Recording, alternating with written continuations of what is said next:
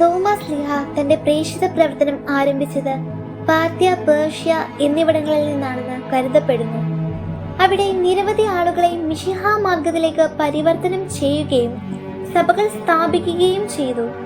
Thomas ലീഹായുടെ ഇന്ത്യയിലേക്കുള്ള പ്രേക്ഷിത യാത്ര ക്രിസ്തീയ ലോകത്ത്, പ്രത്യേകിച്ച് കേരളത്തിൽ അനേകം നൂറ്റാണ്ടുകളായി അംഗീകരിക്കപ്പെട്ട ഒരു വിശ്വാസമാണ്.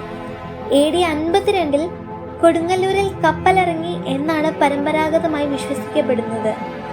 അക്കാലത്ത് കൊടുങ്ങല്ലൂർ ഒരു പ്രധാന വ്യാപാര കേന്ദ്രമായിരുന്നു.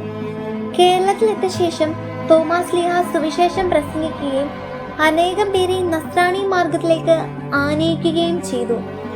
അദ്ദേഹം 7 പള്ളികൾ സ്ഥാപിച്ചതായി വിശ്വസിക്കപ്പെടുന്നു. കൊടുങ്ങല്ലൂർ, പാലയൂർ, കോട്ടക്കാവ്, കോക്കമംഗലം, നിലയ്ക്കൽ, നിരണം, കൊല്ലം, തിരുവിതാംകോട്. ഇവ കൂടാതെ നിരവധി അത്ഭുതങ്ങളും അടയാളങ്ങളും തോമസ് ലീഹായുടെ സുവിശേഷ പ്രവർത്തനങ്ങളെ അനുഗമിച്ചതായി പറയപ്പെടുന്നു. വിവിധ ജാതിമത വിഭാഗങ്ങളിൽപ്പെട്ട ആളുകൾ അദ്ദേഹത്തിന്റെ പ്രസംഗത്തിൽ ആകൃഷ്ടരായി ക്രിസ്തുമതം സ്വീകരിച്ചു. കേരളത്തിലെ ജൂതന്മാരുമായും തദ്ദേശീയ രാജാക്കന്മാരുമായും അദ്ദേഹത്തിന് ബന്ധമുണ്ടായിരുന്നുവെന്ന് ചരിത്രപരമായി സൂചനകളുണ്ട്. തോമസ് ലീഹ കേരളത്തിൽ നിന്ന് തമിഴ്നാട്ടിലേക്ക് യാത്ര ചെയ്യുകയും മൈലാപ്പൂരിൽ സുവിശേഷം പ്രസംഗിക്കുകയും ചെയ്തു.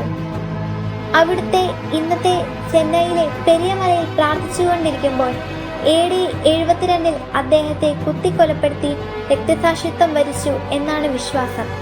അദ്ദേഹത്തിന്റെ ഭൗതിക അവശിഷ്ടങ്ങൾ മൈലാപ്പൂരിലെ സാന്റ് തോമസ് ബസിലിക്കയിൽ സൂക്ഷിച്ചിട്ടുണ്ടെന്ന് വിശ്വസിക്കപ്പെടുന്നു. തോമസ് ലീഹായുടെ പ്രേക്ഷിത പ്രവർത്തനങ്ങൾ കേരളത്തിലെ മാർത്തോമാസ് നസ്രാണികളുടെ രൂപീകരണത്തിന് കാരണമായി. ലോകത്തിലെ ഏറ്റവും വലിയ പുരാതനമായ ക്രൈസ്തവ സമൂഹങ്ങളിൽ ഒന്നാണ് ഈ സമൂഹം. തോമസ് ലീഹായുടെ ഓർമ്മകൾ എല്ലാ വർഷവും ജൂലൈ 3 ദുക്രാന പെരുന്നാളായി ആചരിക്കുന്നു.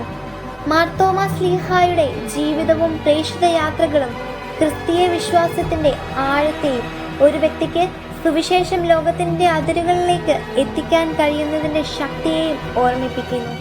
അദ്ദേഹത്തിന്റെ പൈതൃകം ഇന്നും ദശലക്ഷക്കണക്കിന് ആളുകൾക്ക് പ്രചോദനമാണ്.